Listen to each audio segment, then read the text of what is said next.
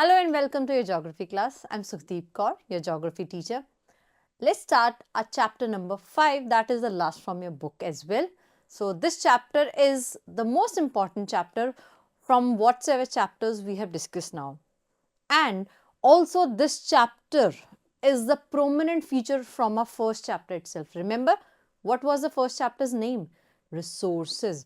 So in this chapter number 5, we are going to discuss about humans as resources, and they are also known as human resources.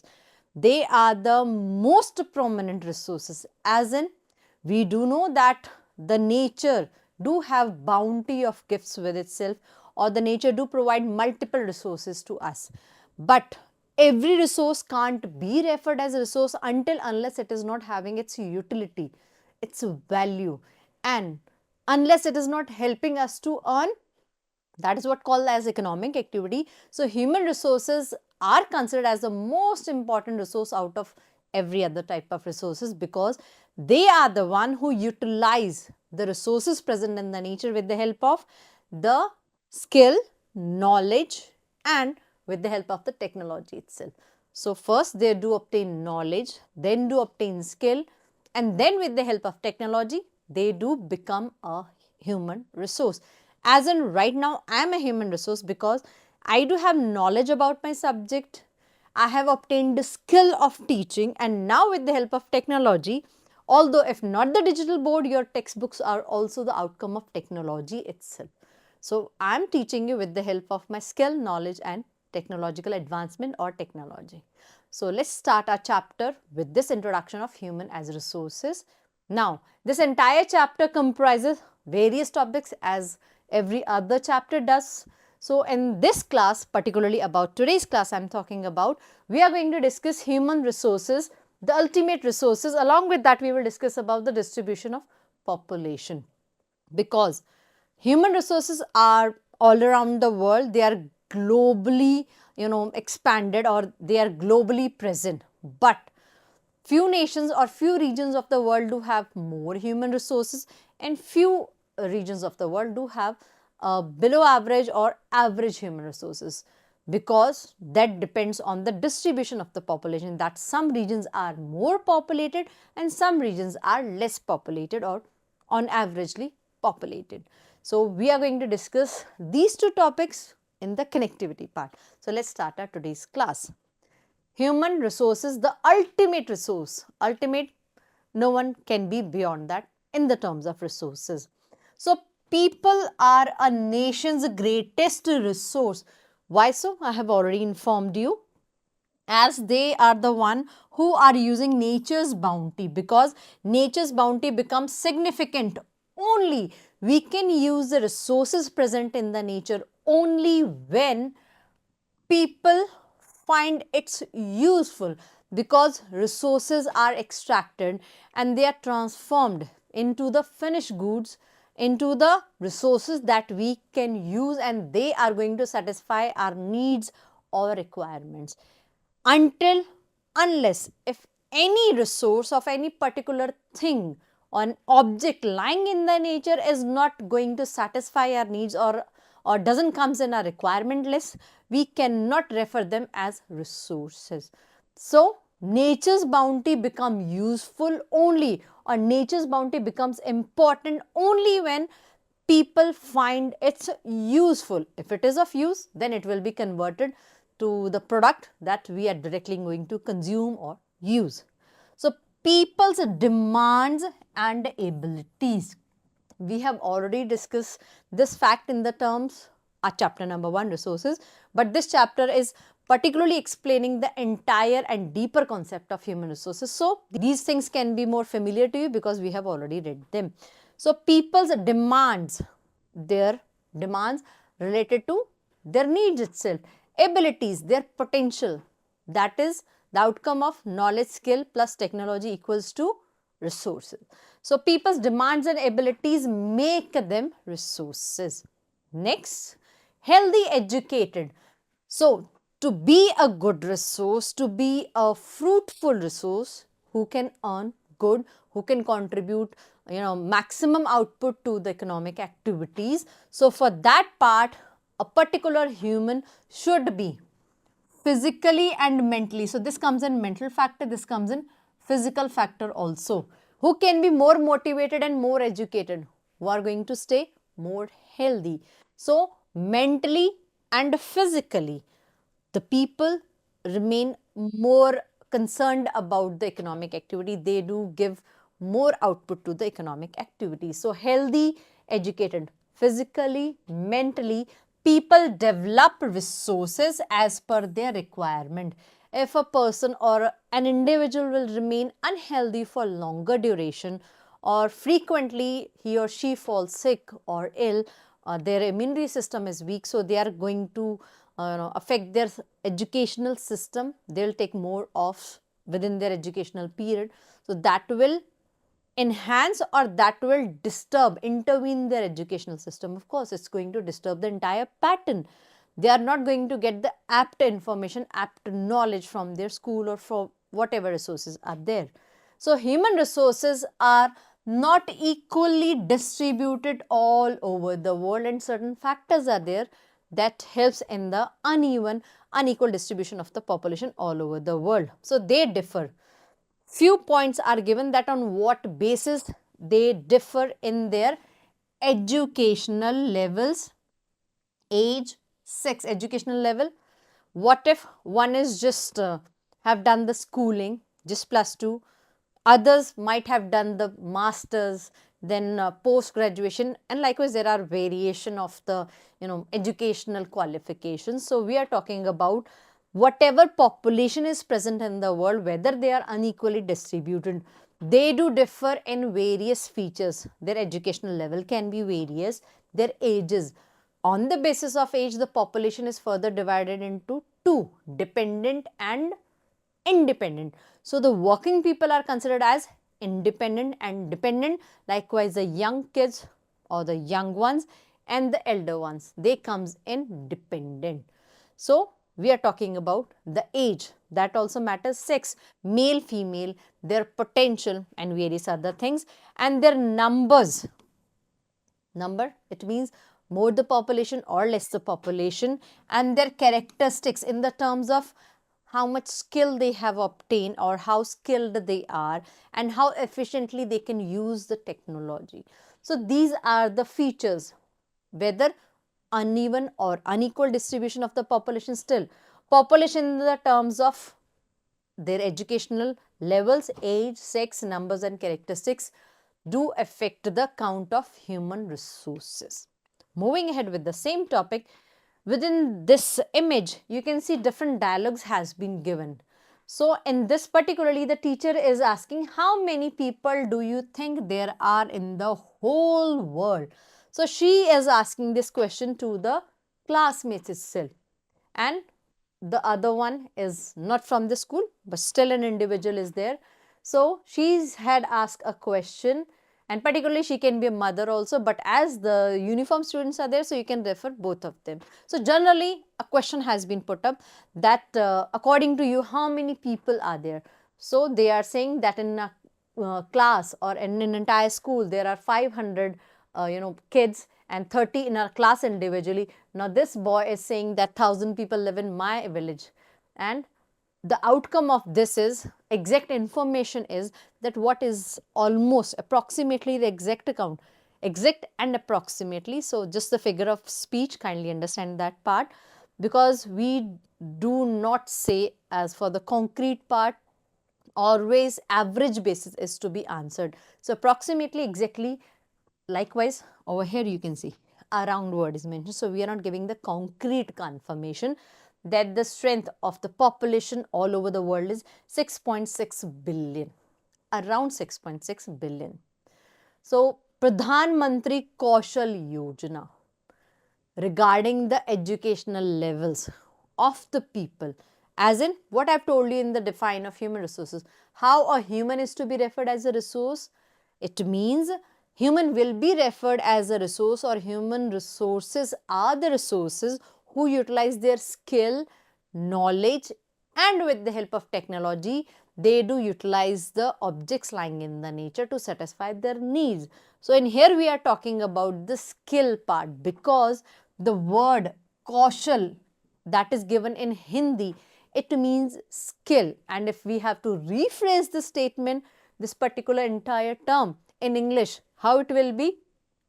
Pradhan Mantri, that is the Prime Minister itself. So Prime Minister's skill, Vikas means development. So Prime Minister Skill Development Yojana program. So that is PKVY. So this is the abbreviation of this entire only, but in Hindi. In English, I have already rephrased it. So such kind of policies, programs are always in practice and run by the initiations of the government, because they want to increase the employment level of their nation, no matter we are talking about India or some places, because this is the certain example from India itself. Over here, such kind of programs, yojanas, these are being introduced by the government, periodically or according to the demand of how much the employed people are over there. So such kind of programs are done for the skill development part. It means you are educated, not you are skillfully educated, but still you are educated, but you are unemployed, and you come under the age of the unemployment people. So in that case, government helps you to join such kind of programs, of course, with the minor or major formalities. It means you have to be enlisted in these kind of skill development program. So let's see what is to be done. It started in 2014, few years back. And what was the aim to start this Pradhan Mantri Kaushal Vikas Yojana? Its aim was to train 1 crore Indian youth from 2016 to 20, as it was introduced in or started in 15. So aim was that till 2020, they should train 1 crore Indian people, train, or they should give the skills to, or they should teach the skills regarding various features or various fees.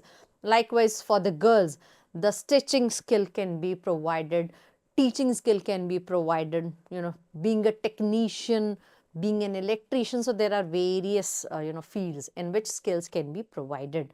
Now objective, to encourage aptitude, potential towards employable skills by giving quality training to probable and existing wage earners. Existing wage earners, we are talking about the people who can earn but they are unemployed. So better to train them in any of the skills, in any of the fields where they can easily obtain the potential skill and they can utilize it further to earn. Moving ahead, distribution of population. So that was the concept of human as resources. Now we are going to talk about human resources as well, but we are talking about how they are distributed all over the world globally, and what are the factors that affect the uneven, unequal distribution of the population all over the world or in whole of the world. So patterns of population distribution are there, as in the way in which people are spread across the earth's surface. Patterns we are going to discuss, but over here distribution of the population. So what exactly is to be written in the topic distribution of population? Okay, if the question comes, although it is the least to be considered, but still can come. So in this question you have to write, so it is the way or a distribution in which people are spread across the earth's surface. So wherever the potential circumstances will be there, population will be more inhabited in those regions. Population distribution in the world is extremely uneven. Some areas are very crowded, can be overpopulated, and some are sparsely populated, means less or least populated. Now what are the factors that can affect this uneven or unequal distribution? We are going to discuss, but before than that, let me give you the information that crowded areas of the world, particularly are the South and Southeast Asia, and the other is Northeastern North America. If on map I have to show it to you, so in the terms of Southeast Asia and South Asia, no need to worry about, India comes in that automatically because we are the leading one. So we are the part of South Asia, and if you talk about Southeast Asia part, There are various nations comprising China and other one. And in northeastern North America particularly, I should show you. So southeast in the terms, this is the southern part of Asia, and southeast the nation that comes by the eastern part. And after that, as I have to show you the northeastern of North America, so this is the North American part, and this is the South America, that's exactly starts beneath North America. This entire continent or both these continents collectively were once known as America itself, and after they got separated politically, geographically in all those terms, then they came to be known as North America and South America. As it belongs in northern hemisphere, it comes in southern hemisphere. So northeastern part, we are talking about this part of North America itself. So they are major populated or most populated, overpopulated regions of the world, and very few people live in these regions. We are not having the names particularly over here, but we do have the name of the terrains that in such regions people don't prefer for the living part. So these are the high latitude areas. Likewise, high latitude, if we talk about both the circles part, circle of Arctic or Arctic circle in northern hemisphere and Antarctic circle in the southern hemisphere. So these are the regions where extreme cold conditions do present. Tropical desert, extreme hot, extreme cold. In simplest terms, high mountains, not preferable in the terms of shortage of resources or scarcity of resources. Then comes equatorial forest because it rains throughout the year, extreme humidity, wet climate, and hot and wet or hot and humid can be referred also. Then more than 90% of the population lives in just 30% of the land surface of the earth. It means if 100% of the land surface is present on the earth, out of that we are talking about only 30% is inhabited, and on this 30%, 90% of the people are living, or in other words, more people live in north of the equator than south. Then moving ahead, because more water bodies are present in southern hemisphere, naturally they are occurring over there. Almost 3/4, quarter means 4 parts. So we are talking about 3 parts of the world's people live in 2 continents, basically Asia and Africa. And again, in other words, in simplest part, 60% of the world's people stay in just 10 countries. All have more than 100 million people. In all these countries, more than 100 million each. That what comprises is 60% of the world's population living in just these, how much areas? We have just had a word, na? Let me repeat that once again. 60% of the world's population stay in just 10 countries having more than 100 million of the population in each of them. And with the help of this image, you can easily see the difference and confirmation of the things that we have just discussed. As in, you can see these mannequins or, humanly figures. In this humanly figures, you can see the variation of the colors. Particularly, these 6 colors are shown in this image, and this image is showing of every 100 people in the world. So, every 100 people in the world of this color is in Asia. They do reside in Asia. Such color lives in Europe, this in Africa, this from Central and South America, this from North America, and this from Oceania, Australia, New Zealand, and Pacific Islands that are spread over in entire Pacific Ocean. So now, which is the most abundantly seen color over here? People living in Asia. Then we can consider the people living in Europe are also. So likewise, this is just the help provided to you.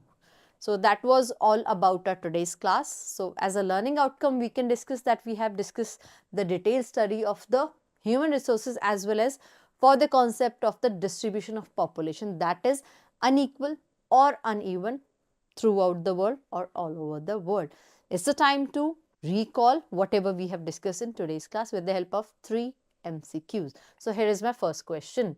Which of the following statement is true about global population distribution? Unequal, uneven. So let's figure out what is it saying. So there is no such word that is saying uneven. Likewise, more people live south of the equator. No, less people live.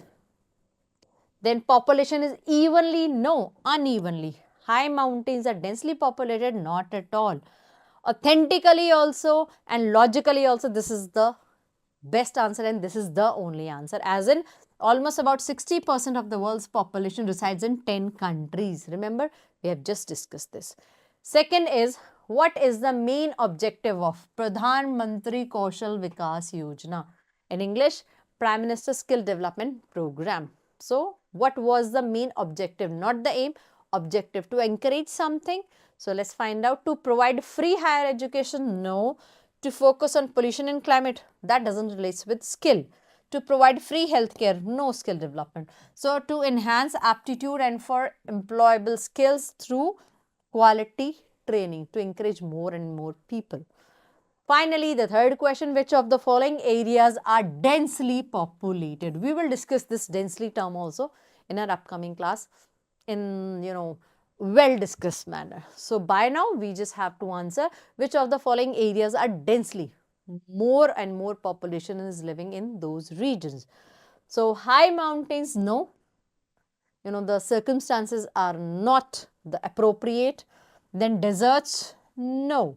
Equator, no. High temperature, and you can see the desert word is describing all the circumstances itself. So, our answer is Southeast Asia, and this is the confirmation of the answer as well, as we have discussed also.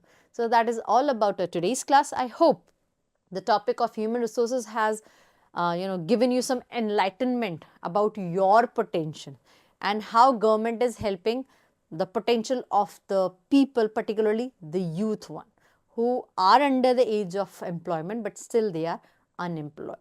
So, see you soon in the next class with the continuity of the same chapter but with the another topic. So, till then, take care. Bye-bye.